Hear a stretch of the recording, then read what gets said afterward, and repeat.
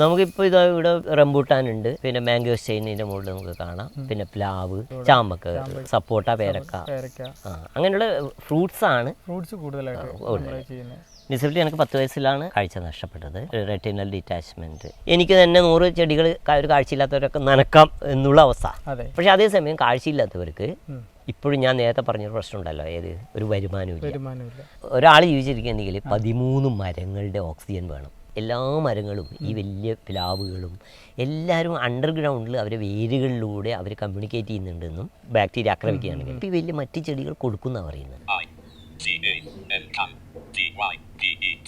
യൂണിവേഴ്സിറ്റിയിൽ അന്ന് first rank. കാഴ്ചയില്ലെങ്കിൽ ഭയങ്കര കോൺസെൻട്രേഷൻ കിട്ടും, പിന്നെ ബുദ്ധി മെമ്മറി കൂടും എന്നൊക്കെ പറയുന്ന പോലത്തെ വലിയ മിത്തുകൾ ഈ മേഖലയിൽ ഉണ്ട്. ഞാൻ വായിക്കുന്നത്ര പുസ്തകം ഇപ്പോഴും ആരും എൻ്റെ വീട്ടിലോ അല്ലെങ്കിൽ എൻ്റെ ചുറ്റുപാടുള്ളവർ വായിക്കുന്നതായിട്ട് ഞാൻ കാണുന്നില്ല. കാരണം എനിക്കൊരു ചാലഞ്ച് ഇട്ട് വായിക്കാൻ കഴിയില്ല എന്നുള്ളത്. അല്ലാണ്ട് നമ്മുടെ സ്വപ്നങ്ങൾ ചിലപ്പോൾ ഞാൻ വിചാരിക്കുന്നു ജീവിതം മുഴുവൻ സ്വപ്നമാണോ എന്ന്. നമ്മൾ പാലക്കാട് കരിമ്പുഴയിലാണ്. കരിമ്പുഴ ശ്രീകൃഷ്ണപുരം അടുത്തുള്ള കരിമ്പുഴ തോട്ടര. അപ്പോൾ ഇവിടെ നമ്മുടെ കൂടെ ഉള്ളത് സത്യമാഷ്, സത്യശീലൻ എന്നാണ് പേര്. അദ്ദേഹത്തിന് ഈ അക്ഷയശ്രീ പുരസ്കാരം, ഒരു സ്പെഷ്യൽ കാറ്റഗറിയിലുള്ള അക്ഷയശ്രീ പുരസ്കാരമൊക്കെ കൃഷിക്ക്, അദ്ദേഹത്തിൻ്റെ കൃഷിക്ക് കിട്ടിയിട്ടുണ്ട്. അപ്പോൾ അദ്ദേഹത്തിൻ്റെ പ്രത്യേകത എന്ന് പറഞ്ഞാൽ അദ്ദേഹം വിഷൻലി ചലഞ്ചറാണ്, അദ്ദേഹത്തിന് കാഴ്ചയില്ല. അപ്പോൾ അദ്ദേഹമാണ് ഈ കൃഷിയൊക്കെ നോക്കി നടത്തുന്നത്. കൃഷി അദ്ദേഹത്തിൻ്റെ ഒരു ഡ്രീമാണ്, ഒരു കൃഷി എന്നുള്ള ഒരു സംഭവം. അപ്പോൾ ഈ വിഷൻലി ചലഞ്ചറായ ആളുകൾ അല്ലെങ്കിൽ കണ്ണു കാണാത്ത ഈ ആളുകളൊക്കെ കൃഷിയിലേക്ക് ഇറങ്ങാൻ പറ്റുമോ, അല്ലെങ്കിൽ കൃഷി അവർക്ക് പ്രാപ്യമാണോ എന്നുള്ള എനിക്കൊരു ഉദാഹരണമാണ് ഈ സത്യമാഷ്. അപ്പോൾ അതുപോലെ സത്യമാഷ വേറെ ഒരുപാട് കാര്യങ്ങളുണ്ട് ഇത്തരം ആളുകൾക്ക് ചെയ്യുന്നത്. അപ്പോൾ നമുക്ക് സത്യമാഷിൻ്റെ വിശേഷങ്ങൾ കേൾക്കാം. മാഷേ നമസ്കാരം. നമസ്കാരം. ഇപ്പോൾ മാഷ ഒരു കൃഷി രീതി, അപ്പോൾ വിഷൻലി ചലഞ്ചറായ ആളുകൾക്ക് കൃഷി ചെയ്യാൻ പറ്റുമോ എന്നുള്ളതാണ് നമ്മുടെ ഒരു ചോദ്യം. അതെന്താണ്, എങ്ങനെയാണ് മാഷ്, ആദ്യം ഞാൻ ചോദിക്കുക, എങ്ങനെയാണ് മാഷ്ക്ക് ഇങ്ങനെ ഒരു ഡിസബിലിറ്റി ഇങ്ങനെ വന്നത്, എങ്ങനെയായിരുന്നു? ഡിസബിലിറ്റി എനിക്ക് 10 വയസ്സിലാണ് ഇങ്ങനെ കാഴ്ച നഷ്ടപ്പെട്ടത്. 10 വയസ്സിൽ അത് റെറ്റിനൽ ഡിറ്റാച്ച്മെന്റ്. ഷോർട്ട് സൈറ്റ് ഉണ്ടായിരുന്നു ആദ്യം ഒരു കണ്ണിന്, പിന്നെ പെട്ടെന്ന് ഡിറ്റാച്ച് ആയി.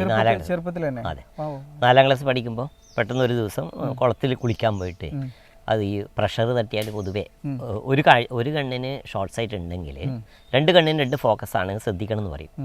കണ്ണിന് പ്രഷർ തട്ടാതെ നോക്കണം എന്ന് പറയും. അപ്പോൾ അങ്ങനെ ഞാൻ കരക്ക് കയറി കുളത്തിൽ നിന്ന് കയറിയപ്പോൾ ഒരു ചെറിയൊരു മങ്ങൽ പോലെ കുറച്ച് ഡിസ്റ്റൻസിൽ ഒരു 4-5 മീറ്റർ ദൂരെയായിട്ട്.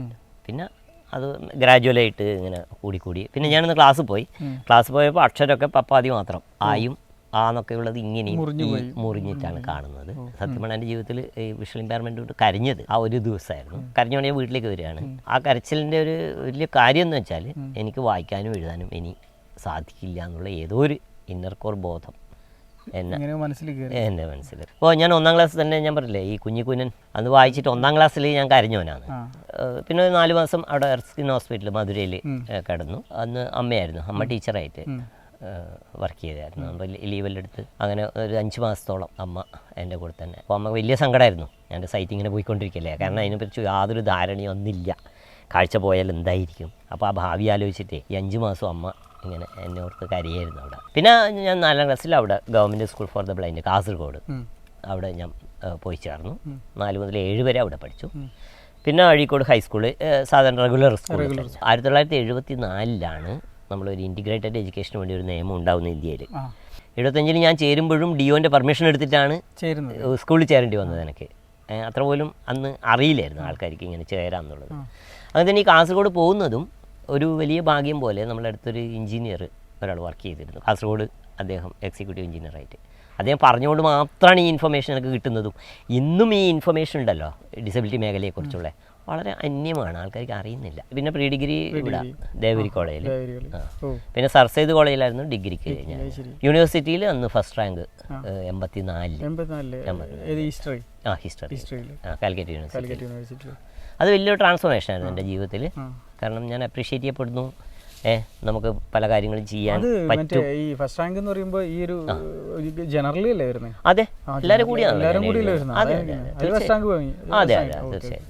ആ വലിയ എൻ്റെ ജീവിതത്തിൽ തന്നെ ട്രാൻസ്ഫോം ചെയ്യുന്നത്. പക്ഷേ അവിടെയൊക്കെ ആൾക്കാർ നിങ്ങൾക്ക് കാഴ്ചയില്ലാത്തത് കൊണ്ടാണ് നിങ്ങൾക്ക് റാങ്ക് കിട്ടിയെന്നുള്ള രീതിയിലൊരു ഭാഷ്യം. അതെ, പക്ഷെ അത് ശരിയല്ല. അപ്പോൾ ഞാൻ തിരിച്ചു ചോദിക്കുന്നത്, അങ്ങനെ കാഴ്ചയില്ലാത്തവർക്കാണല്ലോ എല്ലാ. കാരണം ഈ ഒരു മിത്ത് എന്താ ഉള്ളതെന്ന് വെച്ചാൽ കാഴ്ചയില്ലെങ്കിൽ ഭയങ്കര കോൺസെൻട്രേഷൻ കിട്ടും, പിന്നെ ബുദ്ധി മെമ്മറി കൂടും എന്നൊക്കെ പറയുന്ന പോലത്തെ വലിയ മിത്തുകൾ ഈ മേഖലയിൽ ഉണ്ട്. അതൊന്നും ശരിയല്ല. പക്ഷേ അന്ന് എല്ലാവരും എന്നെ അപ്രീഷിയേറ്റ് ചെയ്യുക ചെയ്തത് എൻ്റെ ആ സ്കില്ല് തന്നെയാണ്. ഞാൻ അതിനുവേണ്ടി ഡെഡിക്കേറ്റഡ് ആയിരുന്നു. കാരണം ഇതിൽ വേറെ പ്രശ്നം എന്ന് വെച്ചാൽ നമ്മൾ വിഷ്വലി ചാലഞ്ചഡ് എന്ന് പറയുമ്പോൾ ശരിക്കും ചാലഞ്ച് തന്നെയാണ് അത്. നമുക്ക് കഴിയാത്തപ്പോഴാണ് നമ്മൾ എന്ത് ചെയ്യുക ഈ ചാലഞ്ച്. ഇപ്പം ഞാൻ പറഞ്ഞില്ലേ, ഞാൻ വായിക്കുന്ന അത്ര പുസ്തകം ഇപ്പോഴും ആരും എൻ്റെ വീട്ടിലോ അല്ലെങ്കിൽ എൻ്റെ ചുറ്റുപാടുള്ളവർ വായിക്കുന്നതായിട്ട് ഞാൻ കാണുന്നില്ല. കാരണം എനിക്കൊരു ചാലഞ്ച് വായിക്കാൻ കഴിയില്ല എന്നുള്ളത്. അതിനു വേണ്ടിയിട്ട് മാത്രം സോഫ്റ്റ്വെയർ ഞാനും മകനും കൂടിയിട്ട് വികസിപ്പിച്ചതും എഴുതാനുള്ള ഒരു സോഫ്റ്റ്വെയർ ഡെവലപ്പ് ചെയ്തൊക്കെ ഈ ഒരു ചാലഞ്ച് എന്നാണ്. ഇപ്പോൾ ഈ കൃഷിയോടുള്ളൊരു ഇഷ്ടം തുടങ്ങുന്നത് എങ്ങനെയാണ്? കൃഷി പിന്നെ ഞാൻ പറഞ്ഞില്ലേ, ഞാൻ ചെറുപ്പത്തിൽ തന്നെ അതെന്തോ ഇന്നേറ്റ് ആയിട്ട് ആൾക്കാരുടെ ഉള്ളിലുണ്ട്, എല്ലാവരും ഉള്ളിലുണ്ടെന്നാണ് ഞാൻ പറയാം. അത് ഒരാളെ ഒന്നും അല്ല. സത്യം പറഞ്ഞാൽ നമ്മൾ ഒരു മനുഷ്യൻ ജീവിച്ചിരിക്കണമെങ്കിലേ ഒരു 40 സെൻറ്റ് സ്ഥലം എവിടെയോ ഉണ്ട്, അയാളുമായിട്ട് അറ്റാച്ച് ചെയ്തിട്ട് എവിടെയോ ഉണ്ട്, അല്ലാണ്ടൊക്കെ ജീവിക്കാൻ പറ്റില്ല. ഇനി ഒരാൾ ജീവിച്ചിരിക്കുകയാണെങ്കിൽ 13 മരങ്ങളുടെ ഓക്സിജൻ വേണം ഒരാൾക്ക്. ആലോചിച്ചോക്ക്. അപ്പോൾ ഏതോ ഒരു 13 മരം എൻ്റെ കൂടെ ഉണ്ട്. അപ്പോൾ നമുക്ക് ഇങ്ങനെ ഒരു വിഷ്വലി ചാലഞ്ചഡ് ആണ്, അപ്പോൾ നമുക്കൊരു കൃഷി തുടങ്ങണം. അപ്പോൾ എന്തായിരുന്നു ഒരു വെല്ലുവിളി, ആദ്യത്തെ ഒരു വെല്ലുവിളി എന്തായിരുന്നു? അത് ഞാൻ പറയാം. എൻ്റെ ചെറുപ്പത്തിൽ തന്നെ ഞാൻ ഇങ്ങനെ നമ്മളൊരു കുറേ ചെടികൾ നട്ടിട്ട് ഇങ്ങനെ ചെറിയൊരു തോട്ടം, ഈ 4ാം ക്ലാസ് പഠിച്ച് എൻ്റെ സൈറ്റ് പോയതിന് ശേഷം ഒരു ചെറിയ, അതെന്ന് വെച്ചാൽ 1/4 സെൻറ്റ് ഉണ്ടാവില്ല, ആ സ്ഥലത്ത് ഇങ്ങനെ പലതരം ചെടികൾ നട്ട് അത് ഗോതമ്പോ പിന്നെ കടുക് ഇങ്ങനെ എല്ലാം ഞാൻ നടും. അല്ല, ഞാൻ അഴീക്കോടാണ്, ശരിക്കും കണ്ണൂർ അഴീക്കോടാണ് എൻ്റെ നാട്. ഞാൻ ജനിച്ചതൊക്കെ. ജോലി കിട്ടിയതിന് ശേഷം ഇങ്ങോട്ട് വന്ന് 91 ഈ വീട് ഉണ്ടാക്കുന്നത്. ഞാൻ 19 റിട്ടയറായി. എന്നിട്ട് ഇവിടെ വന്നപ്പോഴാണ് നമ്മൾ ഫുഡ് ഫോറസ്റ്റ് ഫാമിംഗ് എന്നുണ്ട്, ജൈവോർഗ് എന്നൊരു ഓർഗനൈസേഷൻ ഉണ്ട്. അതായത് അവരെ മെയിൻ ഇത് ഈ പ്രിസർവേഷൻ, നമ്മുടെ സോയിൽ പ്രിസർവേഷൻ, വാട്ടർ മാനേജ്മെൻറ്റ്, അങ്ങനെ കുറേ മേഖലകൾ എടുത്തിട്ടാണ് അവരത് ചെയ്യുന്നത്. അവർ മാസത്തിലൊരു ക്യാമ്പ് നടത്തിയിരുന്നു. അപ്പോൾ ആ ക്യാമ്പിൻ്റെ ഭാഗമായിട്ട് ഞാൻ പാർട്ടിസിപ്പേറ്റ് ചെയ്ത്, അപ്പോൾ അതിന് ശേഷം അവർ എൻ്റെ കൂടെയുണ്ട്. ഈ മണ്ണ് തീരെ ഡ്രൈ ആയിട്ട് ഒന്നിനും കൊള്ളാത്ത രീതി കിടന്നിരുന്നതാണ്. കുറച്ച് തെങ്ങുണ്ടായിരുന്നു, ഒന്നും കായ്ച്ചിരുന്നില്ല. പിന്നെ അവരെ ഒരു പ്രത്യേക കമ്പോസ്റ്റിംഗ് രീതികളും ലൈവ് മൾച്ചിങ് എന്ന് പറഞ്ഞിട്ടൊരു പരിപാടിയൊക്കെ ഉണ്ട്. അപ്പോൾ അതൊക്കെ ചെയ്ത് അങ്ങനെ ഈ വീണ്ടും ഇതിനെ തിരിച്ച് എടുക്കുന്ന ഒരു അവസ്ഥയിലേക്ക് വന്നു. എന്നിട്ട് അതിന് ശേഷമാണ് ഈ തെങ്ങുകളൊക്കെ കായ്ക്കുകയും എല്ലാം. അവരുടെ ഒരു സപ്പോർട്ട് ഉണ്ട്. തീർച്ചയായിട്ടും. ഇതിലിപ്പോൾ എന്തൊക്കെ വിളകളുള്ളത്? നമുക്കിപ്പോൾ ഇവിടെ പിന്നെ ഈ റംബൂട്ടാനുണ്ട്, പിന്നെ മാംഗോസ്റ്റൈനിൻ്റെ മുകളിൽ നമുക്ക് കാണാം, പിന്നെ പ്ലാവ്, പിന്നെ നമ്മൾ ഈ ഇതില്ലേ ഓർക്കാപ്പുളി, ഇരുമ്പ്, അങ്ങനെയുള്ള ചാമ്പക്കയുണ്ട്. പിന്നെ നമുക്ക് ഇത് കാണാം, സപ്പോട്ട, പേരക്ക, അങ്ങനെയുള്ള ഫ്രൂട്ട്സ് ആണ് കൂടുതലായിട്ട്. അതാണ് ഈ ഫുഡ് ഫോറസ്റ്റിൽ മിറാക്കിൾ ഫ്രൂട്ട്. എങ്ങനെയാണ് എനിക്കിത് ചെയ്യാൻ പറ്റുന്ന പഴയുള്ളൊരു ആഗ്രഹം ഉണ്ടല്ലോ. അപ്പോൾ ഞാൻ അതിന് വേണ്ട പിന്നെ വാട്ടർ ഇറിഗേഷൻ വേണ്ട ഒരു സപ്പോർട്ടാണ് ഞാൻ അവരോട് ചോദിച്ചത്. അപ്പോൾ അതിൽ നമ്മളിവിടെ ഒരു കുളം, അവിടെ നിങ്ങൾക്ക് നോക്കിയാൽ ഒരു കുളമായിരുന്നു, അതിന് ഞാൻ പിന്നെ ആഴം കൂട്ടിയിട്ട് കിണറാക്കിയിട്ട് മാറ്റിയിട്ട് ഇപ്പോഴേ കുളത്തിൻ്റെ ഒരു ഭാഗം അവിടെയുണ്ട്. അപ്പോൾ അവിടെ നിന്ന് എന്നിട്ട് വെള്ളം നമുക്ക് മുകളിലേക്ക് പമ്പ് ചെയ്ത്, പിന്നെ ഈ ഡ്രിപ്പ് ഇറിഗേഷനാണ് ഏറ്റവും അതിനകത്ത്. അത് കാഴ്ചയില്ലാത്തവർ മാത്രമല്ല, കാഴ്ചയുള്ളവർക്കും ചെയ്യാവുന്ന ഏറ്റവും പ്രധാനപ്പെട്ട കാര്യങ്ങളിലൊന്ന് ഡ്രിപ്പ് ഇറിഗേഷൻ. നമുക്ക് കുറച്ച് വെള്ളം മതി, എത്ര വലിയ വേനലും. ഇപ്പോൾ ഈ വേനൽ സർവൈവ് ചെയ്ത് വെറും അത്രയും ചെറിയൊരു വാട്ടർ ലെവൽ വെച്ചിട്ടാണ്. അപ്പോൾ ഈ ഡ്രിപ്പ് ഇറിഗേഷനാണ് ഞാൻ കണ്ടതിൽ അവർ തന്ന ഏറ്റവും ബ്ലൈൻഡ് ഫ്രണ്ട്ലി ആയിട്ടുള്ള, എനിക്ക് തന്നെ 100 ചെടികൾ ഒരു കാഴ്ചയില്ലാത്തവരൊക്കെ നനക്കാം എന്നുള്ള അവസ്ഥ. അത് വളരെ ഇടയ്ക്കിടയ്ക്ക് വന്ന് നോക്കും. പിന്നെ വൈഫ് അത്രയും മൂപ്പരെയും ഒരു പാഷൻ തന്നെയാണ് കൃഷി. ഒരു ബ്ലൈൻഡ് ഫ്രണ്ട്ലി ഒരു കൃഷി, അതിനെക്കുറിച്ചുള്ള ഒരു റിസർച്ചും ഒരു മോഡൽ ഫാമും. അത് ഞാൻ ഈ അക്ഷയ ദാമോദരൻ, സരോജിനി ദാമോദരൻ ഫൗണ്ടേഷൻ എന്ന് പറഞ്ഞിട്ട് ഫൗണ്ടേഷനാണ് ഇപ്പം എനിക്ക് അവാർഡ് തന്നത്. അപ്പോൾ നമ്മൾ അവരോട് ഡിമാൻഡ് ചെയ്തതാണ്, ഒന്ന് ഈ കൃഷിക്ക് എല്ലാ സ്കൂളിലും ഒരു അവാർഡ് ഏർപ്പെടുത്തുക, ഏറ്റവും നല്ല കൃഷി ചെയ്യുന്ന സ്കൂളുകൾക്ക്. ഇപ്പോൾ 10-12 സ്പെഷ്യൽ സ്കൂളാണ് കേരളത്തിലുള്ളത്. പിന്നെ രണ്ടാമത്തത് ഒരു മാതൃകാ തോട്ടം, ഒരു റിസർച്ചും എങ്ങനെ ബ്ലൈൻഡ് ഫ്രണ്ട്ലി ആക്കാം. പക്ഷേ അതേസമയം കാഴ്ചയില്ലാത്തവർക്ക് ഇപ്പോഴും ഞാൻ നേരത്തെ പറഞ്ഞൊരു പ്രശ്നം ഉണ്ടല്ലോ, ഏത് ഒരു വരുമാനമില്ല. സത്യമാഷ വേറൊരു പ്രത്യേകത കൂടിയുണ്ട്. അതായത് ഈ കൃഷി ചെയ്യുന്നു, കൃഷി നമ്മൾ ഒരു ടോപ്പിക്കായിട്ട് എടുത്തു എന്നേ ഉള്ളൂ. കൃഷിക്ക് പുറമെ അദ്ദേഹത്തിൻ്റെ കുറേ ഇത്തരം ഈ വിഷൻലി ചാലഞ്ച് അല്ലെങ്കിൽ ബ്ലൈൻഡായ ആളുകൾക്കുള്ള വേറെ കുറേ ആക്ടിവിറ്റീസ് ഉണ്ട്. അപ്പോൾ അവർക്കിപ്പോൾ അവർക്കായിട്ടുള്ള സോഫ്റ്റ്വെയർ ഡെവലപ്പ് ചെയ്യുന്നുണ്ട് ഇദ്ദേഹത്തിൻ്റെ നേതൃത്വത്തിൽ. ഇവർക്കൊരു ഒരു ചാരിറ്റബിൾ സൊസൈറ്റി, ഒരു സംഘടനയൊക്കെ ഉണ്ട് പല രീതിയിൽ. അപ്പോൾ അതിൻ്റെ ഒരു കാര്യം കൂടിയും മാഷൊന്ന് ഒന്ന് ചെറുതായിട്ട് അതിൻ്റെ കൂടി ഒന്നൊരു ഇൻട്രൊഡക്ഷൻ. അത് ഞാൻ ഇങ്ങനെ 10 വയസ്സിൽ എനിക്ക് സൈറ്റ് പോയി എന്ന് പറഞ്ഞല്ലോ, അതിനുശേഷം ഈ എഴുതുക വായിക്കുക ഇതെൻ്റെ ഒരു ഡ്രീമായിരുന്നു. അത് മകനായിട്ട്, എൻ്റെ മകനായിട്ട് അതൊക്കെ അത്ഭുതങ്ങളാണെന്നാണ് ഞാൻ പറയാം. അപ്പം ശാരദയായിട്ട് കൃഷിയിലേക്ക് വരുന്നു ഞാൻ. മകൻ്റെ പേരെന്താ? മകൻ നളിൻ സത്യൻ. ശാരദ വൈഫ്. മോള് ശാലിനി സത്യശീലൻ.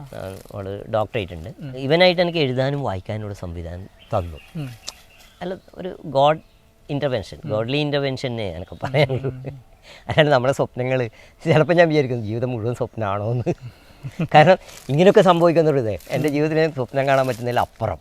അത് മകൻ മാത്രമല്ല, ഇപ്പോൾ സ്പീച്ച് ഈ മൊബൈലിലും ഈ കമ്പ്യൂട്ടറിലൊക്കെ ഒരു സ്പീച്ച് സപ്പോർട്ട് മലയാളത്തിനടക്കം കൊണ്ടു തന്നത് ജൊനാഥൻ ഡെഡിങ്ടൺ എന്ന് പറഞ്ഞ ഒരു മനുഷ്യനായിരുന്നു.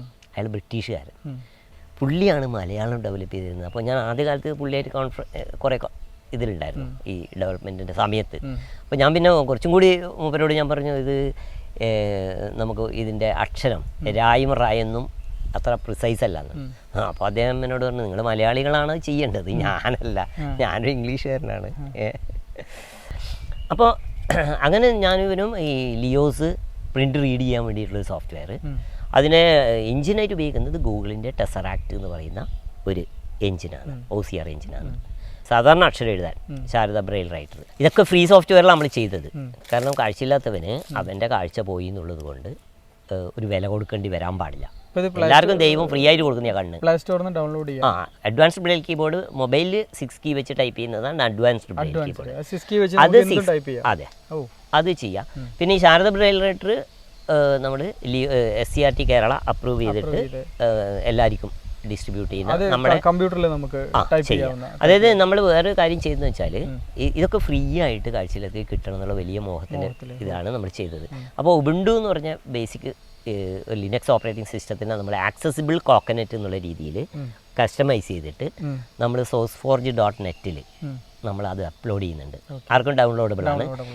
ഈ ഓപ്പറേറ്റിംഗ് സിസ്റ്റത്തിൽ നമ്മൾ കംപ്ലീറ്റ് നമ്മളുടെ പാക്കേജസ് അവിടെ കൊടുക്കുന്നത്. അപ്പോൾ ഇതിൻ്റെയൊക്കെ കൂടുതൽ വിവരങ്ങൾ അറിയണമെങ്കിൽ ഒരു വെബ്സൈറ്റ് ഉണ്ടല്ലോ അല്ലേ? zendelona.com. zendelona.com. ഇതിൽ വന്ന് ഈ ഒരു സൈറ്റിൽ നമ്മുടെ ഇതിന് അത്തരം ഡീറ്റെയിൽസ് ഒക്കെ എല്ലാ ഡീറ്റെയിൽസ് ഇപ്പോൾ ആക്സസിബിൾ കോക്കനറ്റിൻ്റെ ഡൗൺലോഡ് ബട്ടൺ അവിടെ ഉണ്ട്. നമ്മൾ അപ്പോൾ ഇതൊക്കെയാണ് സത്യമാഷിൻ്റെ വിശേഷങ്ങൾ. അപ്പോൾ സത്യമാഷ് ഇപ്പോൾ പറഞ്ഞല്ലോ, സത്യമാഷിൻ്റെ ഫാമിലി, മാഷ് മാത്രമല്ല മാഷും ഫാമിലി, ഇപ്പോൾ വൈഫായാലും മക്കളായാലും ഒക്കെ ഫുൾ സപ്പോർട്ടാണ്. അതുകൊണ്ടാണ് അങ്ങനെ ഒരു സോഫ്റ്റ്വെയർ ഡെവലപ്മെൻറ്റ്സും അതുപോലെ ഈ ഒരു ഫുഡ് ഫോറസ്റ്റൊക്കെ ഇവിടെ നടന്നു പോകുന്നത്. ഇതുപോലെയുള്ള ഏതെങ്കിലും മറ്റൊരു വീഡിയോ ആയിട്ട് വീണ്ടും കാണാം. അതുവരെ എല്ലാവർക്കും